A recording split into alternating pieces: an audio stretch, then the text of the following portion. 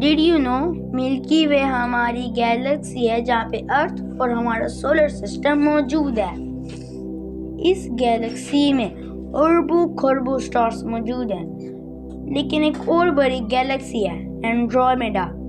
یہ ملکی وے سے 2.5 ملین لائٹ وے دور ہے.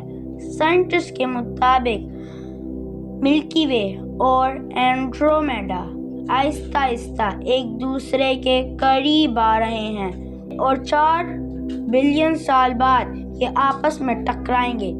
لیکن پریشان ہونے کی ضرورت نہیں ہے. سٹارز کے درمیان بہت بڑا ڈسٹینس ہوتا ہے، اس لیے ارتھ کے بچنے کے چانسز زیادہ ہیں.